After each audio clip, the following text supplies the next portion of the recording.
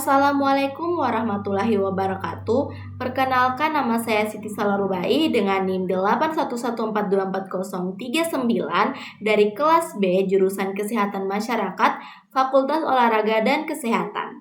Pada video kali ini saya akan membahas tentang analisis SWOT Indonesia dalam perspektif geopolitik, geografis, ideologi, politik, sosial, dan budaya.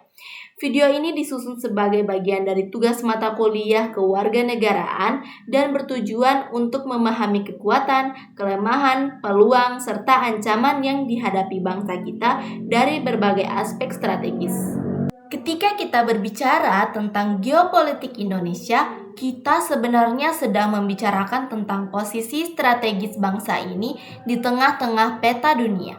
Sebuah keunggulan sekaligus tanggung jawab besar. Indonesia terletak di antara dua benua, Asia dan Australia, serta dunia samudra Hindia dan Pasifik. Letak ini menjadikan Indonesia sebagai titik temu arus perdagangan internasional, jalur lalu lintas laut yang sangat vital, sekaligus sebagai wilayah yang diperhitungkan dalam percaturan politik global. Dalam konteks ASEAN dan Indo-Pasifik, Indonesia memiliki peran yang sangat penting, tidak hanya karena jumlah penduduknya yang terbesar di Asia Tenggara, tapi juga karena posisinya sebagai negara demokrasi terbesar ketiga di dunia. Indonesia berperan sebagai jembatan antara negara-negara besar yang memiliki kepentingan kawasan ini, termasuk Amerika Serikat, Tiongkok, dan Jepang.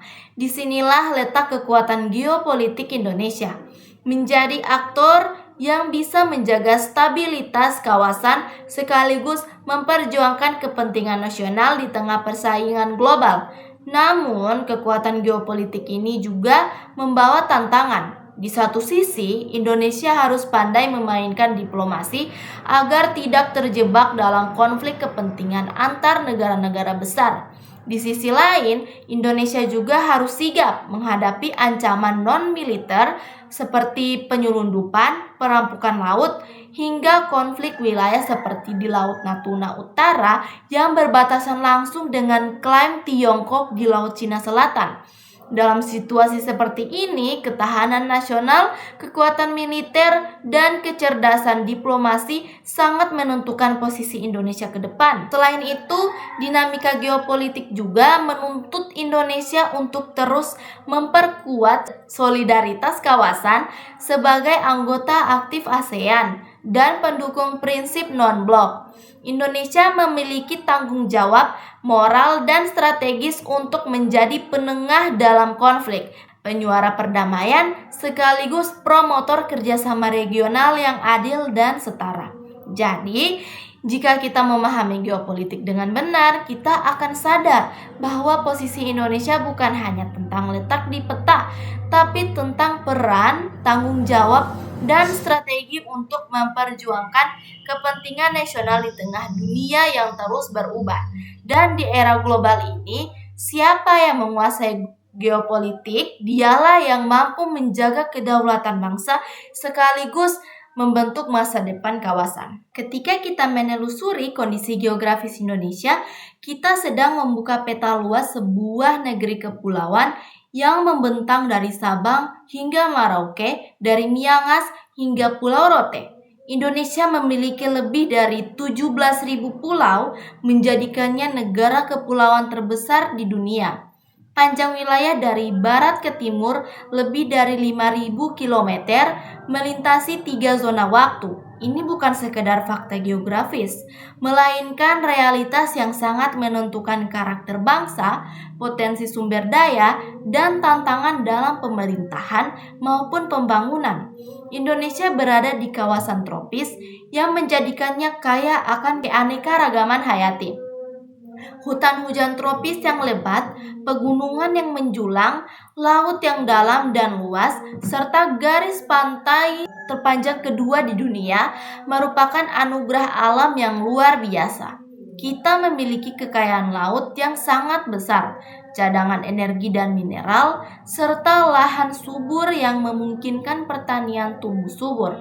Bahkan letak Indonesia yang berada di cincin api Pasifik menyebabkan ini penuh dengan gunung berapi aktif, namun sekaligus menyuburkan tanah dan menyediakan potensi energi panas bumi.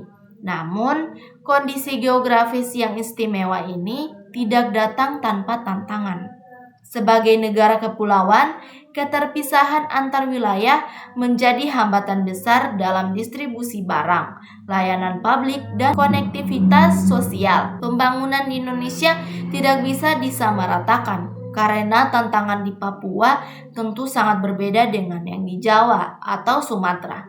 Akses pendidikan, kesehatan, infrastruktur, dan logistik menjadi lebih kompleks karena kondisi geografis yang tidak merata.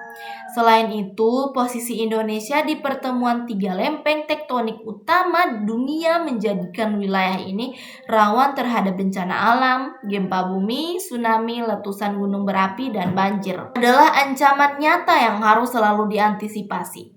Maka, aspek mitigasi bencana menjadi bagian tak terpisahkan dalam perencanaan pembangunan nasional. Kondisi geografis Indonesia juga sangat menentukan dalam sektor ekonomi, khususnya dalam bidang maritim. Indonesia memiliki potensi besar untuk menjadi poros maritim dunia dengan jalur pelayaran internasional yang melintasi Selat Malaka, Selat Sunda, dan Selat Lombok. Laut Indonesia bukan hanya sumber ikan dan pariwisata, tetapi juga menjadi jalan utama perdagangan global. Disinilah peran geopolitik dan geografis saling terkait. Letak strategis Indonesia membuka peluang besar, namun juga menuntut pengelolaan yang cermat dan berdaulat. Dengan memahami kondisi geografisnya, Indonesia sebenarnya memiliki semua syarat untuk menjadi negara besar dan maju. Asal pengelolaan sumber daya dilakukan secara adil, terencana, dan berkelanjutan. Ideologi adalah fondasi dari arah berpikir dan bertindak suatu bangsa. Bagi Indonesia, ideologi itu adalah Pancasila, sebuah dasar yang tidak hanya tertulis dalam konstitusi, tetapi juga hidup dalam denyut kehidupan masyarakat. Pancasila bukan sekedar kumpulan 5 sila yang dihafal sejak bangku sekolah, melainkan jiwa bangsa yang menyatukan keberagaman luar biasa yang kita miliki. Pancasila lahir dari proses panjang sejarah bangsa. Ia bukan hadiah dari penjajah, bukan pula salinan dari ideologi negara. Pancasila digali dari nilai-nilai asli bangsa Indonesia seperti gotong royong, musyawarah, kepercayaan kepada Tuhan, rasa keadilan, dan semangat persatuan. 5 sila yang tersusun rapi itu bukan hanya filosofi, tetapi juga pedoman hidup bernegara, yaitu dari ketuhanan yang Maha Esa hingga keadilan sosial bagi seluruh rakyat Indonesia. Di tengah dunia yang berubah cepat, ideologi Pancasila menghadapi tantangan yang tidak kecil. Gelombang globalisasi membawa nilai-nilai luar yang tidak selalu sejalan dengan karakter bangsa. Pola pikir individualistis, materialistis, bahkan radikal perlahan-lahan bisa mengikis semangat gotong royong dan toleransi jika tidak diwaspadai. Disinilah pentingnya menanamkan kembali nilai-nilai Pancasila dalam setiap lini kehidupan, baik di pendidikan, media, institusi pemerintahan, maupun dalam percakapan sehari-hari masyarakat. Pancasila juga menjadi penyeimbang dalam dunia politik dan hukum. Ia menjadi pijakan moral dan nilai ketika sistem demokrasi diuji oleh kepentingan kekuasaan. Ia menjadi pemersatu ketika masyarakat mulai terbelah karena perbedaan pilihan, latar belakang, atau pandangan hidup. Di saat ada perpecahan, Pancasila hadir sebagai jembatan yang menyatukan. Namun, menjaga ideologi bukan hanya tanggung jawab negara, ini adalah tanggung jawab seluruh rakyat Indonesia. masyarakat perlu menyadari bahwa Pancasila bukan sesuatu yang ketinggalan zaman, melainkan semakin relevan di era disrupsi seperti sekarang. Ketika semua serba cepat dan digital, justru nilai-nilai kemanusiaan dan kebersamaan yang menjadi pegangan utama agar kita tidak tercerabut dari akar kebangsaan. Memahami Pancasila secara utuh berarti memahami bagaimana ia bekerja dalam praktik nyata. Bagaimana kita memperlakukan sesama tanpa diskriminasi, bagaimana kita saling menolong di tengah bencana, bagaimana kita mengedepankan musyawarah saat ada perbedaan, dan bagaimana kita menjunjung keadilan sosial bukan hanya dalam slogan, tapi dalam tindakan. Pancasila bukan hanya tentang hafalan 5 sila saja. Ia adalah cahaya yang menuntun bangsa ini menuju cita-cita besar, yaitu masyarakat adil, makmur, beradab, dan sejahtera. Lanjut ke bagian politik Indonesia. Politik adalah jantung dari kehidupan bernegara. Di Indonesia, politik bukan sekedar konsultasi, tetapi merupakan ruang di mana gagasan, ide, dan aspirasi rakyat dipertemukan, dibahas, dan diimplementasikan dalam kebijakan yang menyentuh kehidupan sehari-hari. Dalam konteks demokrasi yang kita anut, politik menjadi sarana untuk mewujudkan keadilan, kesejahteraan, dan partisipasi rakyat dalam proses pembangunan nasional. Indonesia menganut sistem politik demokrasi Pancasila, di mana nilai-nilai kedaulatan rakyat dilaksanakan dalam semangat musyawarah dan gotong royong. Disinilah letak keunikannya. Demokrasi Indonesia tidak sepenuhnya liberal, namun juga tidak otoriter.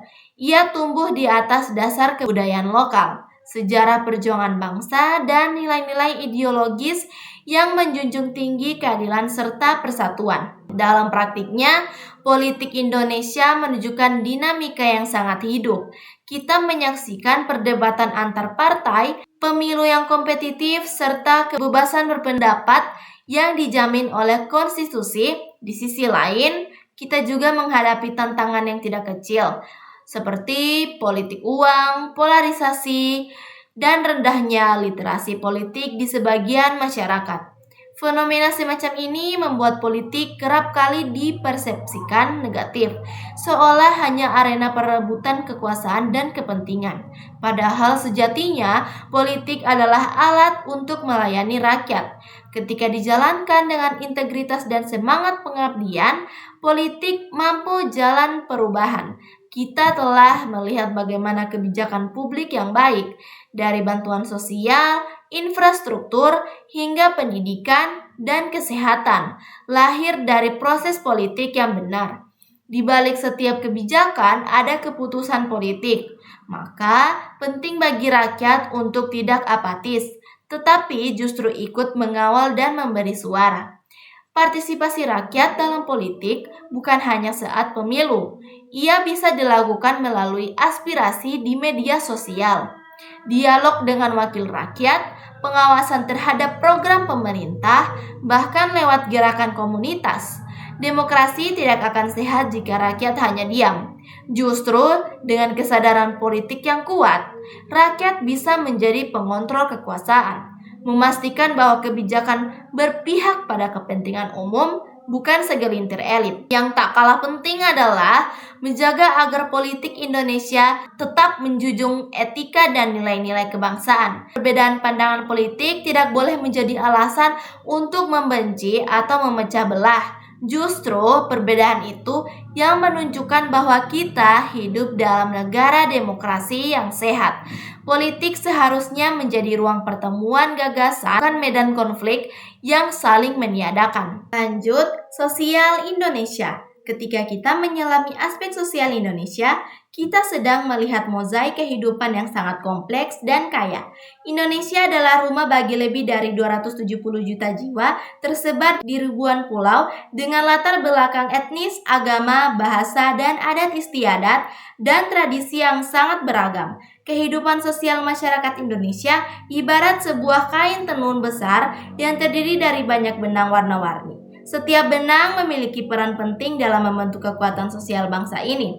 Dalam kenyataannya, keragaman sosial ini adalah kekuatan luar biasa. Masyarakat Indonesia sejak dahulu kala hidup berdampingan dengan nilai-nilai toleransi, gotong royong, dan saling menghormati. Di desa-desa, kita semangat saling membantu sudah menjadi budaya turun-temurun. Tradisi gotong royong dalam membangun rumah, menanam padi, atau menjaga lingkungan mencerminkan nilai-nilai sosial asli bangsa ini.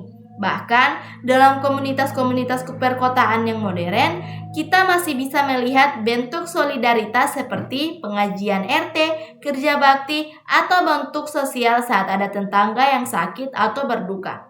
Namun, di balik potensi kekuatan itu, kehidupan sosial Indonesia juga menghadapi tantangan-tantangan serius. Salah satu yang paling nyata adalah ketimpangan sosial ekonomi. Di satu sisi, kita melihat masyarakat perkotaan yang hidup dengan segala fasilitas dan kemajuan teknologi.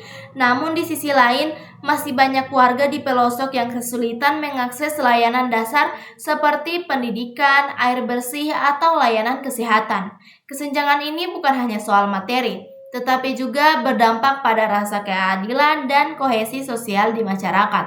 Selain itu, arus globalisasi dan digitalisasi membawa perubahan sosial yang sangat cepat. Generasi muda Indonesia kini hidup dalam dunia yang terhubung secara global, di mana informasi mengalir tanpa batas. Ini membawa banyak peluang, namun juga tantangan dalam menjaga identitas sosial bangsa. Budaya luar mudah masuk dan terkadang menggantikan nilai-nilai lokal yang seharusnya kita pertahankan.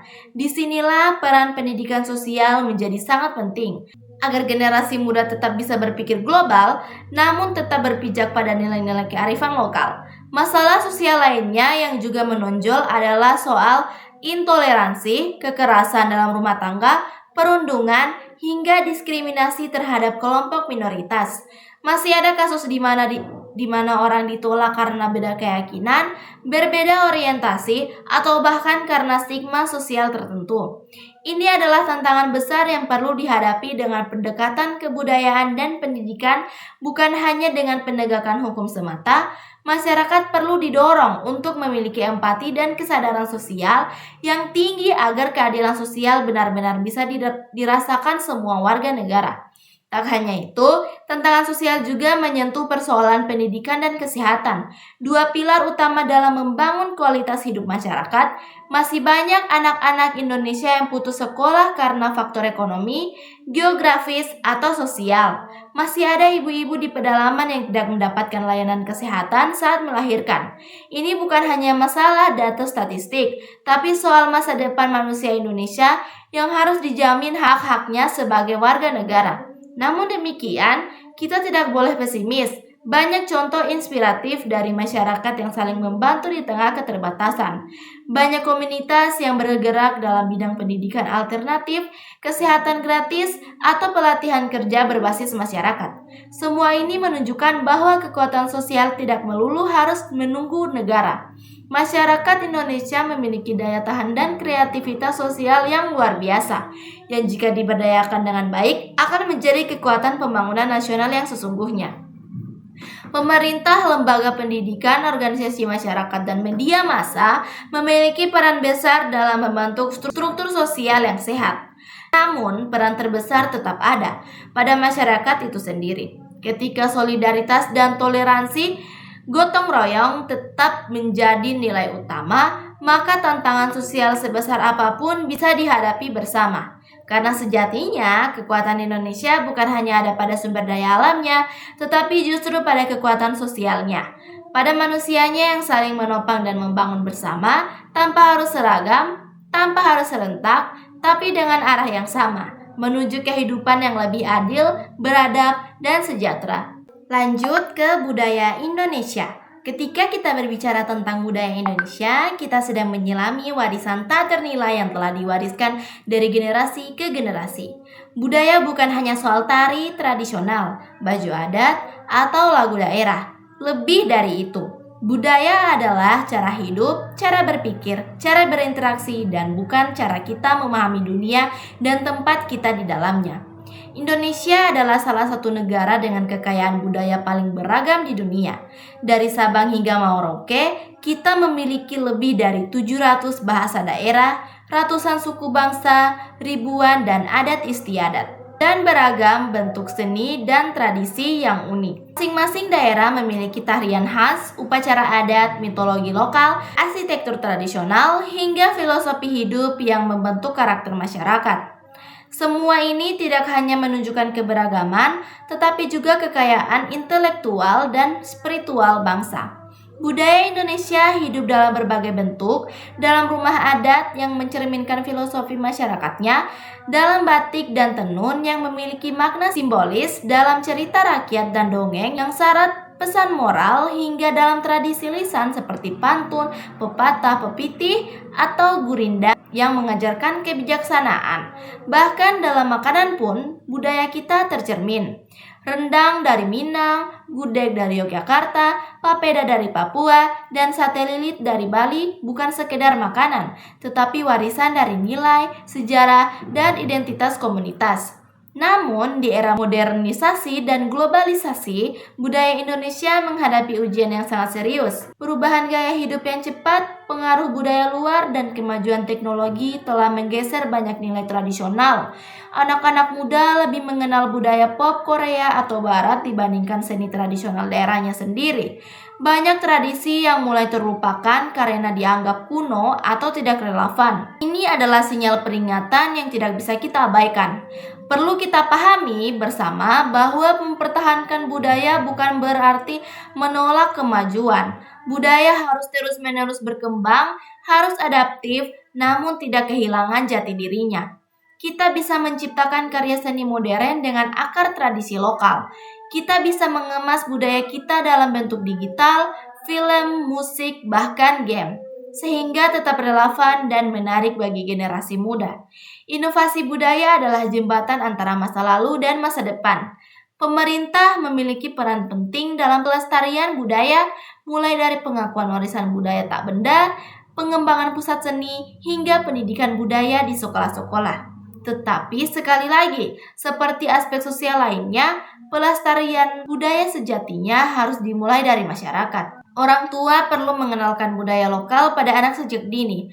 Komunitas perlu aktif menghidupkan kembali tradisi, kesenian, dan nilai-nilai lokal dalam kegiatan sehari-hari.